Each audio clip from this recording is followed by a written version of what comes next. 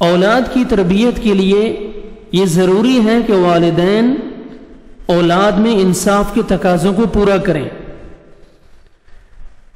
والد جو ہوتا ہے، باپ، یہ گھر کا سربراہ ہوتا ہے، اور گھر کی چار دیواری اس کی سلطنت کی حدود کہلاتی ہے۔ گھر کے جھگڑے یا پروگرام باپ کی موجودگی میں حل ہوتے ہیں۔ اگر باپ اپنی اس مختصر سی رعایا میں کسی فرد کے ساتھ بدسلوکی یا ناانصافی کرے گا تو اس سے قیامت کے دن پوچھ گچھ ہوگی، اس سے پوچھ ہوگی۔ اسلام نے اولاد کے مابین انصاف کرنے کا حکم دیا ہے، جیسا کہ صحیح بخاری کی روایت ہے، حضرت نعمان بن بشیر رضی اللہ تعالیٰ عنہ بیان کرتے ہیں کہ میرے والد صاحب مجھے لے کر رسول اللہ صلی اللہ علیہ وسلم کی خدمت میں حاضر ہوئی ہے۔ عرض کیا کہ میں نے اپنے اس بچے کو ایک غلام تحفے کے طور پر دیا ہے جو میری ملکیت تھا۔ اللہ کے نبی صلی اللہ علیہ وسلم نے دریافت فرمایا، کیا تم نے اپنے سارے لڑکوں کو اسی طرح غلام دیا جس طرح اس کو دیا ہے؟ انہوں نے کیا جواب دیا؟ نہیں۔ اللہ کے نبی صلی اللہ علیہ وسلم نے فرمایا، پوچھا، دریافت کیا، اکل ولدک نحلت مثل هذا؟ قال لا، فقال ارجعه، کیا تو نے دوسرے بچوں کو بھی اس طرح غلام دیا ہے؟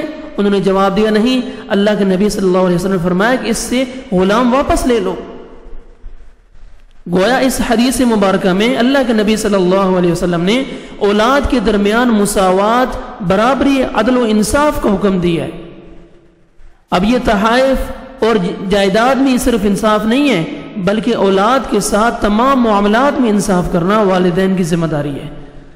اگر آپ کسی ایک بچے کے ساتھ محبت پیار کرتے ہیں یا آپ کا ملان ایک کی طرف ہے تو یہ تو ایک معذوری ہے، لیکن سلوک، برتاؤ اور لین دین جو ان کا لین دین جو ہے وہ ہمیشہ انصاف اور مساوات کا لحاظ رکھیے۔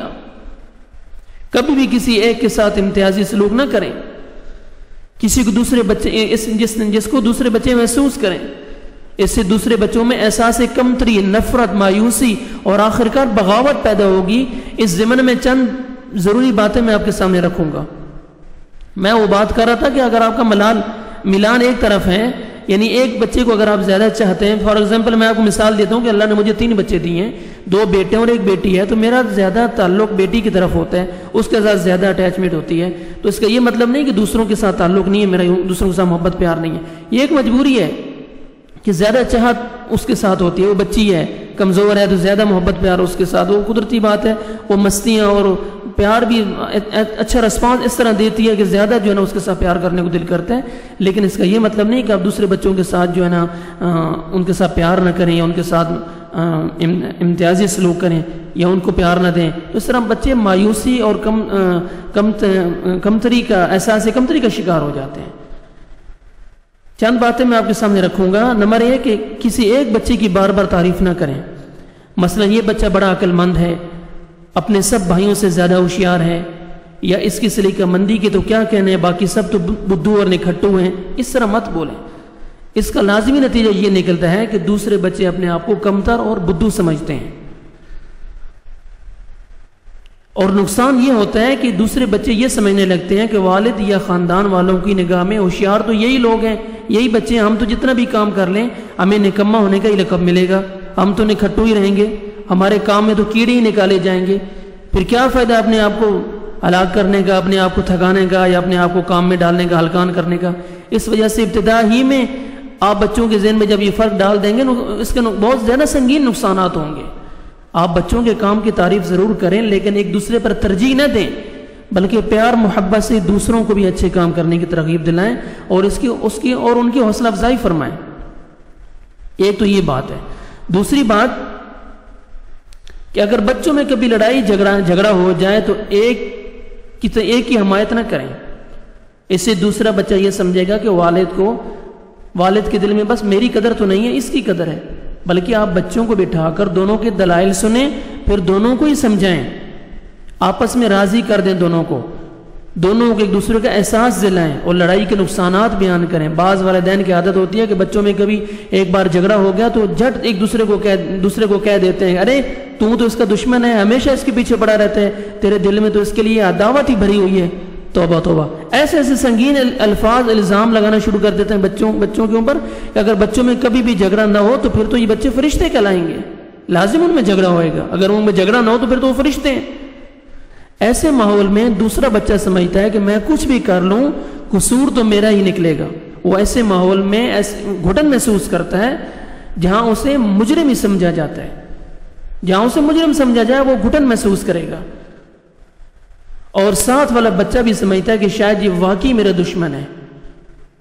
والدین کو چاہیے کہ اب ایسے موقع پر جھگڑے کی نوعیت کو سمجھیں، دوسرے کی غلطی ہے اسے تنبیہ بھی کریں اور اس غلطی سے بچنے کا بہتر حل بھی انہیں بتائیں، وگرنہ آپ اپنے ہاتھوں گھریلو ماحول میں تلخیوں کا زہر گھول لیں گے۔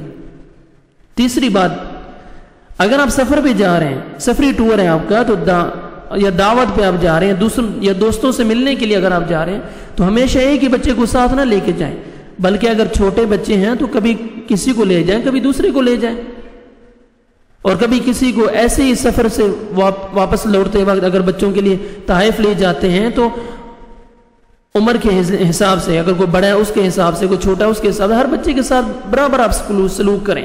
اگر آپ کسی کو لے کے جاتے ہیں، کوئی چھوٹا ہے اس کو لے جائیں، لیکن بڑے کے لیے بھی کچھ لے کے آئیں تاکہ وہ بھی سمجھے کہ یار چھوٹے کو لے کے گئے تھے محبت پیار کے لیے، تو والد کے دل میں میری بھی عزت ہے، میرا بھی پیار ہے، وہ میرے لیے بھی کچھ لے کے آئیں۔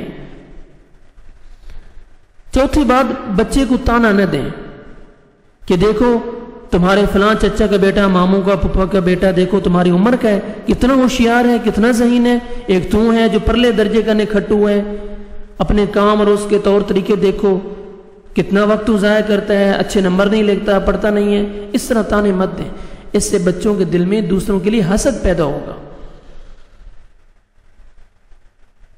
تو آج کی بات کا نچوڑ یہ ہے کہ اولاد میں انصاف کے تقاضوں کو ہمیشہ پورا کریں، آپ انصاف کے ساتھ اولاد میں عدل و انصاف کریں۔ میں نے بڑے بڑے لوگ دیکھے ہیں جو دین کے ٹھیکیدار بنے ہوئی ہیں، دین کی تعلیم بھی ان کو ہے، اللہ معاف فرمائے، اولاد کے ساتھ اتنی ناانصافیاں، نہ اولاد کی ان کو بیوی اچھی لگتی ہے، نہ اولاد کے بچے اچھے لگتے ہیں، اولاد خدمت گزار ہے، ہر لحاظ سے خدمت کر رہی ہے، پھر بھی ناانصافیاں اتنی زیادہ۔ میں نے تو ایک ایسے دیندار گھرانے کو جانتا ہوں، اللہ معاف فرمائے، اپنی اولاد کو اپنی زندگی میں کہہ دیا کہ اس کا میری جائیداد میں اس کا کوئی حصہ نہیں ہے۔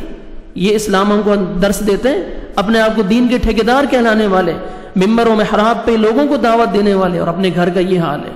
اللہ معاف فرمائے ایسے لوگوں سے، اللہ تعالیٰ ایسے لوگوں کو ہدایت عطا فرمائے جو اولاد کے ساتھ ناانصافیاں کرتے ہیں، اور پھر اولاد بھی باغی ہو جاتی ہے، اولاد پھر آپ کو پوچھے نہیں بڑھاپے میں، آپ کا خیال نہ رکھے، اور پھر آپ لوگوں کے سامنے گلے شکوے کرتے پھریں، یہ حل نہیں ہے۔ اولاد کی تربیت ایسی کریں، اتنا پیار دیں، ان کے احساسات کو سمجھیں، ان کی تکلیفوں کو سمجھیں، ان کی جذبات کو سمجھیں، پھر اللہ تعالیٰ ان کو بھی شرم و حیا دے گا، انشاءاللہ وہ آپ کی بھی خدمت کریں گے۔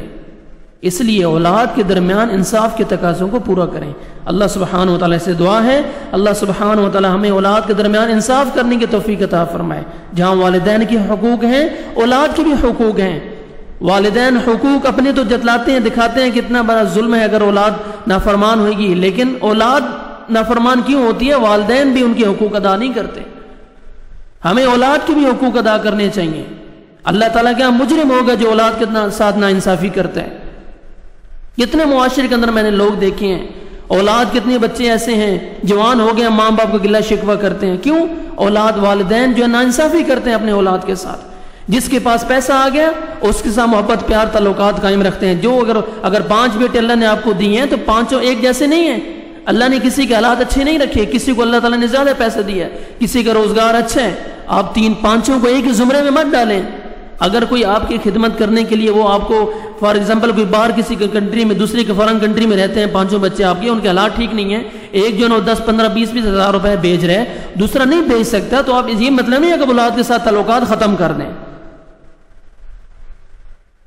اگر وہ نہیں بھیج پا رہا تو اپنے حالات بھی اس کے، وہ کہتے ہیں معاشرے میں پھر یہ تانا مل جاتا ہے یہ رن مرید ہو گیا، بیوی کا فرمانبردار ہو گیا، اولاد والدین کا نافرمان ہو گیا۔ ایسی بات نہیں ہے۔ جب وہ شادی شدہ ہو گیا، اب بیوی کے اخراجات بھی، گھر کو سنبھالنا، اولاد ہوگی، بچے کی ذمہ داریاں، اس کی پڑھائی، سب چیز وہ آپ کی خدمت اپنے حساب سے کر رہے ہیں، لیکن آپ 5 کو ایک زمرے میں مت ڈالیں۔ انصاف کے ساتھ اس کی بھی مجبوریاں، اس کے بھی حالات دیکھیں، اس کے حق میں دعا کریں، خیر کی دعا کریں، اچھے معاملات اس کے ساتھ رکھیں، تعلقات رکھیں۔ اولاد کو بھی اللہ تعالیٰ شرم و حیا دے گا، اس کے اندر بھی اللہ تعالیٰ احساس پیدا کرے گا کہ والدین دیکھو میرے ساتھ کتنی محبت پیار کرتے ہیں۔